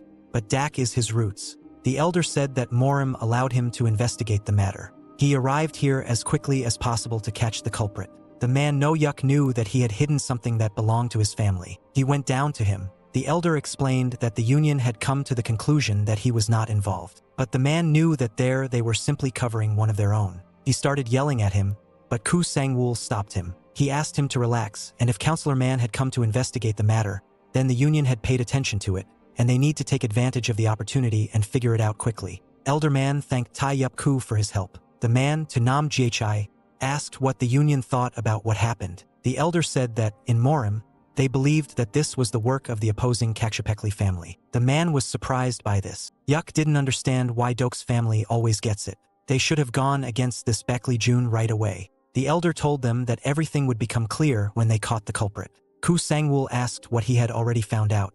The elder thought about it. He noted that all the corpses were burned, but there were no signs of wounds on them. He assumed that the enemy had dealt with them in some other way and that there was some poison involved. He asked to follow him to show him what they had found. He was discovered in the afternoon and they could barely identify him. They discovered Chief Cheedak. The symptoms were from cinnabar poison. They did not understand what method the enemy used to spread the poison. He looked around and there was a cauldron behind him. He approached him to examine him. He said that this was the key to the spread of the poison. This was the medical art of burning cinnabar. After burning it, mercury remains. It seems that the enemy acted exactly like that, and judging by the fact that there were tea leaves there, the enemy was prepared even if they took the antidote. There was nothing they could do in such a situation. The man realized that the enemy understood that he could not defeat them by force. But when they catch him, he won't cause them problems. At this time, the elder noted another piece of evidence for himself. Now he was sure that he was right and that it was Qinjiagang. And this poison was very difficult to cope with, and this is another proof. Considering his body's ability to accumulate poisons, he was able to collect a huge amount of cinnabar while in the mine. The guy wanted to let Cheedak understand who they were facing, so that they would understand at whose hands they would die. The elder understood that the guy had become truly strong. He really wanted to see the anger appear on his face. His look was simply insane. They asked the elder if he was okay, because he looked strange. They reminded him that it was too late and it was time to leave. Tomorrow they want to continue the investigation and offered to go home with them, but the elder refused. They agreed to meet tomorrow at this place in the morning. They left, but the elder remained there. He knew that tonight was supposed to be fun. He continued to stand in the middle of the forest. It was already quite late at night. The servants were still awake and were waiting for the head. The head returned to his servants, who successfully waited for him. The commander said that so far they had not found any clues and there were no enemies at the scene. The servant admitted that they ran away because they knew that people would come to that place. The commander noticed 2 dead people on the ground. He asked in surprise what happened here. The servants said that they did not agree to give up their house to them. He asked to remove them from here. The commander said that there are no more cases for today. The investigation will continue tomorrow. Bags of something began to fly into their territory. At this time, the commander was telling us that tomorrow we would have to work hard. The servants were surprised by this, but they were ready for new challenges. They began to examine these mysterious bags. Suddenly, bags of poison exploded near them. The commander could not figure out what was happening and where the smoke came from. He quickly realized that it was poisonous smoke and asked the servants not to inhale it. It was someone's enemy attack. Smoke quickly spread throughout the air. The servants began to cough, choking on this poison. The enemy was always waiting for the moment when they would come here. He didn't know who was behind this, and the guy was near that house because the poison had no effect on him. There was more and more toxic smoke around. The head understood that in such a situation, it was impossible to act rashly. The smoke made it difficult to see what was happening. The enemies fled after destroying the Cheedak family. The enemies were waiting for them to return to attack. While the guards could not breathe, the guy made his way through the smoke closer to them. One of them noticed the silhouette of the enemy. The other man also realized that there was an enemy here. He was waving the weapon in front of him when the guy was already behind him. He looked to the side and believed that the enemy was hiding there. He saw this silhouette and fired his weapon at it, but it seems he was a little mistaken in his aim. It hit another guard and he fell to the ground. The man was afraid that he shot at the wrong person, and there was a guy behind him and attacked him with a knife. The head knew that the poison had no effect on enemies, and besides, it was not difficult for them to fight in the dark. If things continued like this, they would not survive. He asked his servants to split up so that each could see his neighbor in order to drive the enemies into the center. They obeyed the leader and separated as he asked. They began to approach closer to the center. Toxic smoke continued to spread around. Someone saw a silhouette in the center of the circle. He quickly reported that he saw their enemy here. The head said that they should not let the enemies escape and move to the center. The servant reminded him that he could hurt his people. The head knew this, but couldn't think of any other way. The head began to strike many times at the center of the circle. The servant did not understand why he was doing this, but he had no other idea because it would be a shame to die here from the poisonous smoke. When the Fajol needle hits you, the bones begin to dissolve, causing unbearable pain. If at least one needle hits the target, victory will be theirs. Making his way through the smoke, he saw a boy who had been hit by several needles and fell. The head was surprised that they were attacked by one child. He believed that this was unlikely, and while he was still alive, he needed to find out information. Suddenly, the guy opened his eyes and raised his head. He grabbed a knife and rushed to attack him. The head was able to block one blow with his hand, but the blow was quite strong, and he flew several meters away. The head couldn't believe what was happening. After all, the guy continued to move under the effect of the needle. He thought maybe he missed, but the guy owned the secret weapon of the Osong family. This weapon is the flight line of the 12 earthly branches. A needle began to fly into one of the servant's head. The head did not understand what was happening here. The guy attacked the servant with their own weapon. The servant fell to the ground. The head needs to be more careful. But after a couple of seconds, his gaze froze. His body received the same effect from the needle. The head did not understand how this could happen. He admitted that he may have inhaled poison. The moment the guy hit him, he got angry at the guy and screamed. The needle went straight into his body. The guy, using that technique, was able to deliver this blow with a needle. The head lay on the ground and did not believe that he could lose to this guy. He didn't want to give up and took the needle into his own hands. He stuck the needle into the guy's leg with all his might. He raised his head to look at his face, but he was shocked. The guy said that phagol needles have a really amazing effect, but these needles won't do anything to the guy. The head didn't understand where the guy got such abilities and who he was. The guy told him that he was from the Yak clan, but the man didn't understand. What does he have to do with it? The boy told him that it was a long story and that it was enough for him to know only this. After all, he would not have had time to listen to him. The effect of the needle was very fast, and after these words, Head Kyosen died. The guy was able to single-handedly defeat another family. On the street, a man approached Mr. Noyuk. He said that they should go to that place because the umbu pigeon flew in, and it looks like something happened to Kyosan. Chapter Noyuk was surprised by this. Had the enemy really attacked them? First the destruction of Chittuk, now this. This made him uneasy. They decided to go there too, and asked everyone to get ready for it. He thought that Tu Namjiai and Kusongwul were alive. However, they need to act carefully because they did not know the enemy. Chapter Noyuk saw an unknown man. He asked what he was doing here. It was Elder Man Nyo. His gaze was crazy. The elder said that he came on business. The head said that they were leaving and they would talk to him later, to which the elders replied that they would not succeed. The head asked what kind of business this is. The elder said that all members of Dyoke Valley must die by his hand. They looked at the elder in surprise. The head was angry with him because he was saying nonsense. He repeated, laughing, that they should all die. It seems that after joining Muram, he became very arrogant because why would they die by his hand? He replied that he had personal reasons for this. The head said that he still wanted to deal with this traitor. And since he was not the instigator of the conflict, there will be no problems with Muram. He rushed to attack Elder Man. But the elder said that only the head should die here. Later, they decided to come to the place where the attack took place. On command, they began to attack. But the man stopped when he saw something. There was a man on the ground who survived the attack. They saw survivors and began to rescue them. The man wanted to tell him something, but he could not understand him. Suddenly, a needle stuck into his body. It was a phagol needle. He told the others to run away because the enemy had defeated the Keelsan family. He screamed from the pain that the needle brought. The man was standing on the roof of the building. The man realized that the enemy had left the embroiderers as bait and attacked from the blind spot using Chulsan's weapon. It seemed to him that the enemy was a strong fighter, but he worried in vain. After all, if he were a master, he would have faced them directly face to face. He saw where the needles were flying from, and he roughly understood where the enemy was. And the Umbu divine technique worked perfectly in the darkness. He began to examine the toxic smoke around him. He saw the place where the enemy was. He stuck a knife into his body. He said that he did not specifically aim for the heart, so as not to kill it immediately, and let him answer his questions. But he saw that the body began to fall, and it was not the enemy. It turned out to be the murdered head of another family. This means the enemy was hiding somewhere else. He suspected it was behind him, and so it was. The guy with the weapon of the defeated family stood behind. He used this weapon to shoot the man. The guy made a very powerful attack. The man was unable to react in time. He was thrown high into the air. After flying for a few seconds, it hit the ground. The guy began to leave the house he was in. The guy took a few steps towards the place where the man was supposed to be, but his view changed dramatically. When we got closer, he wasn't there. The man attacked the guy and said that the guy must have thought that victory was already in his pocket.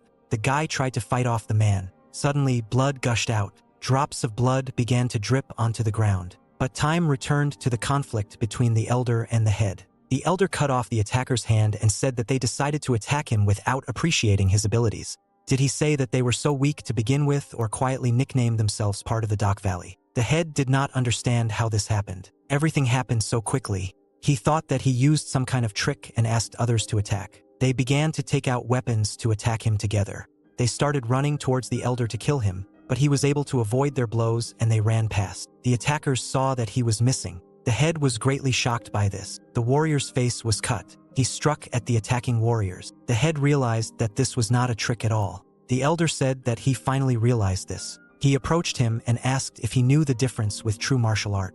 His eyes were filled with fear. There was a sharp impact on the ground. The head was able to retreat a few meters. The elder thought that he would kill him with one blow, but it is not for nothing that he is called a master. The head realized that all this time he had been silent about his abilities. The elder told him that there was no need to demonstrate them before. He hid his strength for an occasion like this. The head asked, "This case, is this their valley?" The elder said that he was not interested in him, but in that child. After all, he acted much more decisively than he expected, and he wants to deal with them before all the families of the Doc clan mobilize. After all, it would be difficult for him to fight 3 masters at once, and he decided to help him a little. The head said that it turns out he knew who their enemy was. He asked where he met this kid, Jigang. The elder said that this is a long story, and for him, he is an enemy, a child, a teacher, and an image to admire. And Chittik's family and himself have been groveling before others for a long time. He had to endure to achieve his goals. He didn't have enough words to describe how they lived then. Only he was his light in the darkness of those days. He made him better, and in his heart lies not only anger, but also a whole palette of feelings. And he couldn't let him go. The head did not understand what nonsense he was talking about. He explained that he had personal reasons for doing this. He suggested that we leave the conversation and finish what we started. The elder saw the leader preparing his yellow fire technique to attack him. Realizing this, he began to attack him because he already knew about his technique. The head said that he should have known about her power. The elder was able to dodge the blow from the technique. He replied that of course he knew about the power of technology. He started killing him and the head asked him to stop. The elder was able to destroy him. He dealt with this family and looked at the poisonous smoke coming from afar. There the battle was in full swing. The guy stopped the knife blow with his hand. In the other hand, there was a weapon from that family. The enemy was able to snatch it. The guy was able to attack his opponent. The guy also wanted to use the needle throwing technique. The head realized this and thought about what he should do now. He used an umbrella to protect himself from the needles. Not a single needle hit him, but during this, the guy was able to hide in the smoke. The man said that the guy would not be able to survive because there was poison on the dagger that cut his hand. First, it should paralyze his arm and then his whole body. He examined his hand, which was indeed cut, but the man did not know that the guy was resistant to poisons. He tried to detect the enemy. He heard loud and sharp sounds near him. The guy reacted instantly and immediately began to attack him. They began to fight with their sharp daggers. They continued this difficult battle for a long time. The guy was successfully able to block all his blows. The man noted that the guy was clumsy, but he was holding firm, and he didn't think that he would decide to engage in close combat with him. The head began to use his technique with his second hand, but the guy was able to dodge his blow. He realized that he was not so simple. He hoped to capture him alive in order to find out information about his accomplices, but this would not be easy. The man asked him to surrender. After all, the guy is just stalling for time, and he won't defeat him with one hand. Then the guy said that now it was his turn. He suddenly began to attack the man with his blade. The head did not expect such a quick blow, but he was still able to turn away from this guy's blow. The man got very angry with him and wanted to destroy the guy, but the guy quickly found himself behind the man. He didn't understand where he got such speed from and when did he manage to get behind. They began their sword fight again. Looks like the guy was hiding his abilities. With every second, his movements became even faster, although the poison should have slowed him down. The man used his striking technique. A rather powerful explosion occurred at the battle site, but the guy remained safe and sound. The guy told him that the man only thought that the guy had fast technique. But this was not the case at all, and he was very mistaken. He noticed a small wound with blood on his face. The guy still managed to hurt him then, and it turns out that it was his perception that was disrupted, and not the guy who became faster. And he attacked so that the man would not notice how the poison was spreading throughout the body. The guy said everything was right. The man realized that a dangerous adversary had emerged from him. The man said that the end of the battle would be soon and he had nothing to lose. He would have to destroy him in one blow. He stopped and stood there, pondering his actions. His look changed a lot in one moment. The guy watched this with caution. The man used a powerful shadow projectile dash. He told him not to even hope for salvation. After all, he will aim at the paralyzed left side of the guy's body. He was already approaching the guy to strike him with this powerful blow. But something stopped him, and his gaze was filled with pain. The guy stuck the needle into the heart area with his left hand. The man was sure that the guy had a paralyzed arm, but somehow he was able to stick the needle into his body with that hand. The guy pulled out the needle because the poison had already penetrated his body. The man felt very ill from this powerful poison. The guy looked at him with the look of a winner. The man fell to the ground. He didn't know that poisons had no effect on the guy, which is why he lost. And the guy just pretended that his arm was paralyzed. He had other enemies, but he no longer had any strength left. He thought about whether they would attack or decide to retreat. The guy's gaze moved to another place. He noticed Salji. It was an evil energy. She was very far away, but he felt her. Is this really the power of the energy of the master of Dark Valley? If that was the case, then he had no chance of defeating him now. He completed his plan for today, dealt with another family. The elder understood that a long journey awaited him, but there would be enough events for today. He was glad that he could see the guy become stronger. He was looking forward to their meeting. The elder sat on the roof of the house at night. He believed that the guy was aware of the whole situation, judging by what happened to those top-class fighters. And in the Chidek family, there were only 3 families left, namely Kyle-san, Unbu, and Doke Valley. He was wondering which family he would start with. The elder assumed that the guy would start with the Chulson family, who use Pahal needles in battle. They are the weakest of the 3 families. By eliminating them, it would be possible to weaken Doc's forces in general. But if he starts with them, the 2 stronger families will have time to prepare for defense. He thought about what if he attacked the Umbu or Doc Valley. Having defeated one of them, one could consider the Doc clan almost exterminated, but he believed that this was an absurd tactic for him. But destroying Dok Valley is not the same as destroying Chidok. After all, this is where Murim must intervene. He thought about it and decided to start with the Umbu family. They use divine techniques and mostly attack from behind. They are ready to attack anywhere. He realized that if the guy decided to wipe out the Dak family from the face of the earth, it would not matter to him whether the enemy was weak or strong. He took out a tablet from Murim. He guessed where he would go. The elder has been training and he has enough strength to easily break the guy's neck, and he didn't want to kill the guy so easily. The path that the guy chose is the true path of Sura. If everything turns out that way, then his life will be filled with blood and battles until the end of his days. He thought about helping the guy with something. He wanted to guide him towards this path. The elder saw many killed people on the street. He believed that it was Chin Jagang who killed him, and he was blinded by revenge and turned into a psychopathic killer. Why did he need to kill ordinary residents? They did not belong to the Dak family. A strange smile appeared on his face. He started laughing hard again. The guy was in a village somewhere in the forest. Chinjagan washed himself with water from a well that was located there, and the guy stopped with him to rest. After training, the guy's body was quite pumped up. He remembered his grandfather's words in the mine. When he completes his training and gets out of here, he will be much stronger than his former self, but he should take into account that this new power is only in his head. They told him that without practice it means nothing, but using it according to the situation is a completely different matter. The guy asked what he should do. People reminded him to take his time and remain vigilant and sober in assessing his options. And when he can know himself, he will be ready to confront the enemy. The guy realized that they were right. He trained alone for 8 years and he lacks real combat experience. Because of this, it was impossible to dodge the attacks of enemies, and blocked blood and energy flows prevent him from fully using martial arts. But such battles are the only opportunity to train. It's risky, but the results will be worth it. He knew that stronger opponents awaited him next, and he had to become better in order to fight them off and improve the methods of using poison. After all, it was poison that, until now, had helped him resist the power of his enemies. He said that Chidiak gave them this poison, and he owes it to them to return it in the same form. He had to hurry. 3 days later in Yunnan province, the headquarters of Doke Valley, the servants called Mr. Koku to announce an emergency message.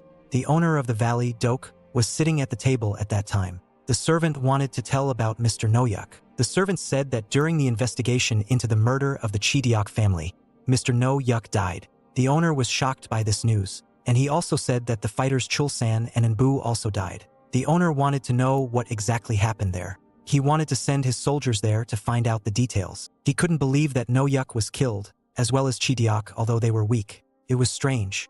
The owner of Dak Valley understood that someone clearly harbored a grudge against Rod Dak, and this was a serious matter. The owner said that he would find out everything himself. At this time, Admiralty Advisor Man arrived. He told Mr. Kokshu not to strain himself, because the boy would come to him himself. Mr. Kokshu did not expect to see him here. He said that they had not seen each other for quite some time. The gentleman said that he was not welcome here. But Counselor Man asked if he really believed that he had betrayed Chidiak. He stated that everything that happened was just a misunderstanding. A strange purple smoke formed around. The servant began to cough from this mysterious smoke. He wanted to ask him why he was talking about noyoka. The poison made the man feel very sick every minute. This poisonous smoke came from Counselor Man Neo. He added that they still seemed to perceive him as the elder of a third-rate family. He breathed in some clean air, and he spat this poison right out of his mouth. The head said that Baek Tam Hyang, a man who sprays poison that has 100 cents, and he really lives up to his nickname. And the head added that he was not capable of anything more than this. The head used his power right on him, but this did nothing for Counselor Man. He stated that his tricks would not work on him. The head said anxiously that Man had become stronger. He was surprised by his great strength, which he had not seen before. It seems that after joining the alliance, his skills were greatly improved. However, it is wrong to think that his poison is his only weapon. Investigator Man said that it would be nice to test each of his abilities, but he was not interested in the conflict and mentioned no Yuka because it was he who conveyed the news of his death. The head asked the servant if this was true, to which he received the answer that it was true.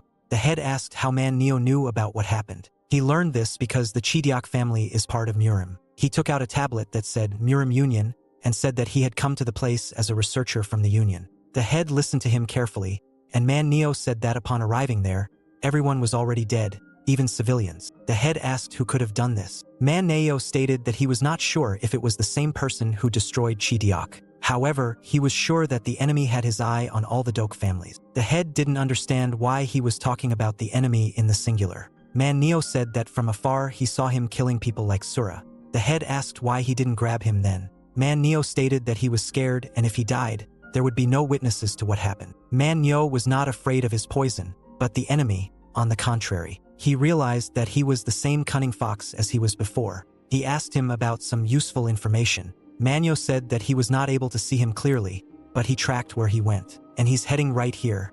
The head said that he has an idea that Kyle-san will act as bait, and they will call everyone they can to surround him with a solid ring. He loved the idea of being surrounded on all sides. This is a siege tactic in which a huge number of people block the enemy's escape route. Even a high-class fighter cannot escape. However, the enemy, once surrounded, will begin to attack the weakest units, and they risk losing many fighters. The head understood that without knowing the enemy, this tactic should not be used. He asked him if he wanted to destroy their family. Man Neo stated that he knows what the enemy is capable of, and how can he doubt him? The head did not want to be dramatic, and he did not like the fact that an outsider was meddling in Doc's business, and said that nothing more was required of him. But Man Yao showed him the tablet again, saying that he was a researcher of the Alliance. The head was very angry with him. He aggressively shouted at him that he was not in Murim now, but in Yunnan. There was a minute pause. Everyone fell silent. Man Yo just looked at the head with displeasure, and he said, since they don't want it, he won't insist on it.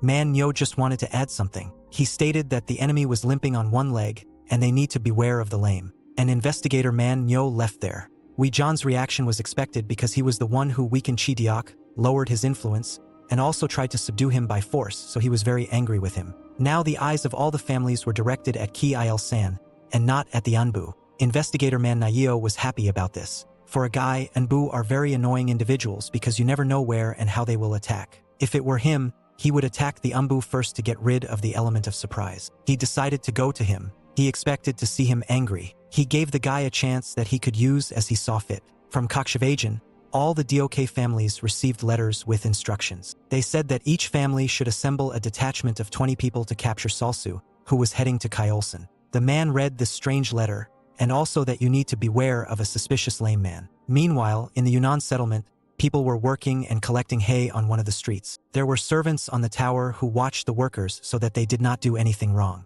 The guy was in the bushes and inspecting the settlement. At first glance, she seemed ordinary. He noticed how refined their movements were when working. They were also well trained, which proves that this area belongs to Umbu. There were about 30 people here. An open attack would be equivalent to death. The guy had to come up with something. People there were collecting things in large bags. The guy heard that people were building a buckwheat farm. When the first harvest comes, they all eat sabien together, and it would be possible to add poison to them. In the last battle, he used almost all the cinnabar poison that was in him, and there were practically no poisons left that were stolen from Chittuk. He needed to replenish his supplies. While walking through the forest, Shinjagang noticed something. There was a plant called purple bindweed growing in the forest. He knew a thing or two about Ipomea purpurea seeds. They have a laxative effect and also cause swelling and pain in the lower back. If taken in large quantities, it can cause diarrhea and hallucinations, and even lead to death. Just a couple of seeds will not be enough for him. But if you extract the poison from a large number of seeds, it can create a strong poison.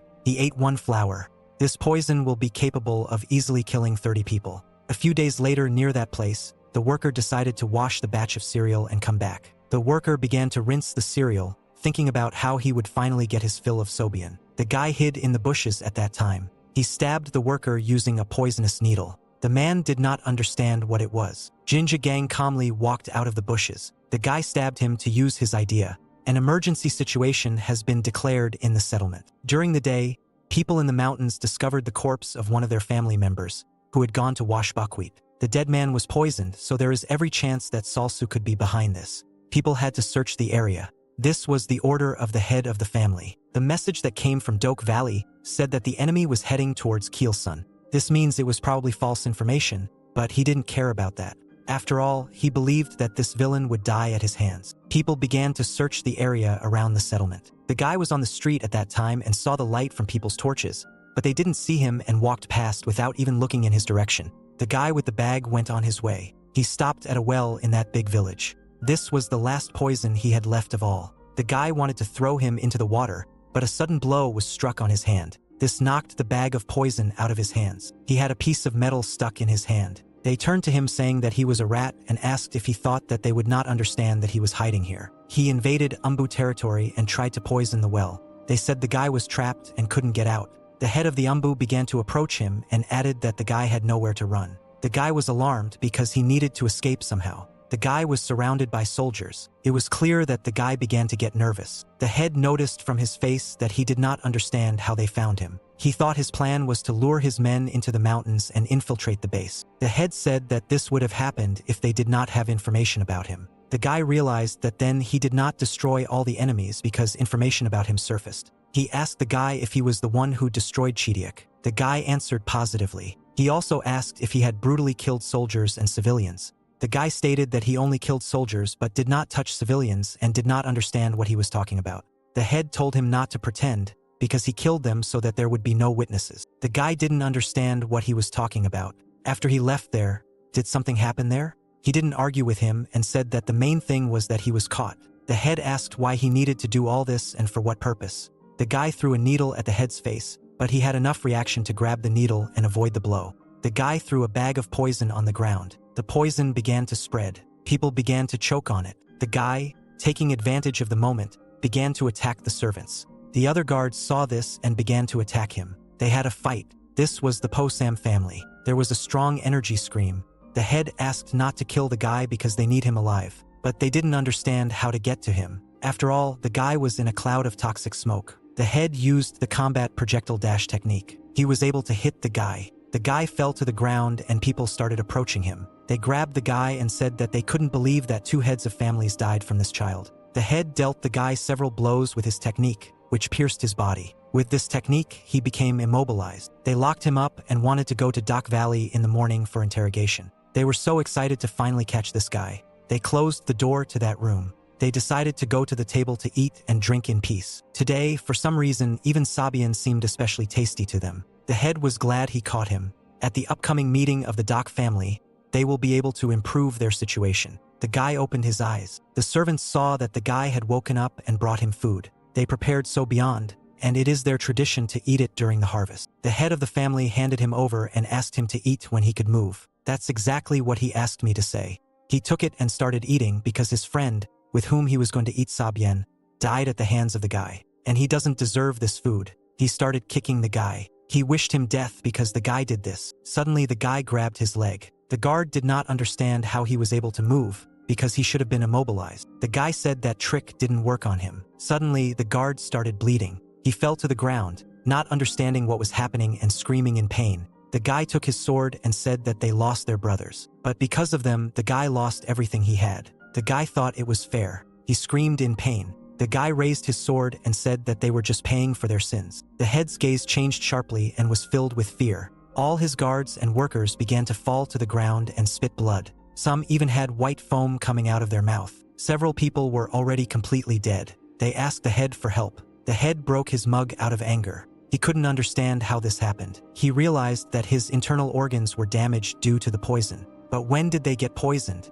At that moment, the guy came into their room. He opened the door and said that it looked like he was on time. The guy explained that he deliberately let himself be caught so that they would calm down and be able to eat Sobian. The head remembered that they stopped him before he threw the poison into the well, and they threw away all the buckwheat that they washed during the day in the mountains. But the guy pointed to the empty bag and said that he was the one who brought it.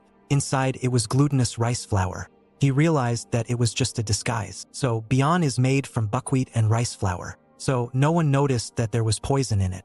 He went to extreme measures. The head at first thought that the guy was stupid and they saw through his plan. He asked who he was. He said that he is a descendant of the Yak family. The head asked, from which family specifically? The guy said he was from Baikwajagak. He shouted furiously that he had never even heard of her. The guy named several families, such as Osung, Sanghuan Valley, Kusung family, Yangjim clan. He asked if he had heard of them. He said nothing. The guy realized that if he was silent, it meant he was familiar with these names. The guy said that this was revenge on them for killing them, and they must pay with their lives. The head said that the guy couldn't get rid of them so easily. The guy wished them luck to stay alive. The head was delighted. After all, now he will be able to contain the poison of the seeds with the help of internal energy. But the head noticed smoke and a bright light on the street. Looks like the guy set fire to the building where the food was being prepared, and it all caught fire. He needed to get out of there. He was at his limit, but he needed to get out. He was trying to get out of the burning house. The guy heard their screams of pain. He started to leave there, having fulfilled his idea. But the guy turned around and saw something. The head practically walked out of the burning house. He started watching him. The head threatened him that he would take revenge on the guy. Hey, part 2 has come to an end, and if you've watched to this point, you want part 3. To do so, write the secret word in the comments. Venom. Don't forget to like and subscribe to the channel. It's very important to me. See you later and bye-bye.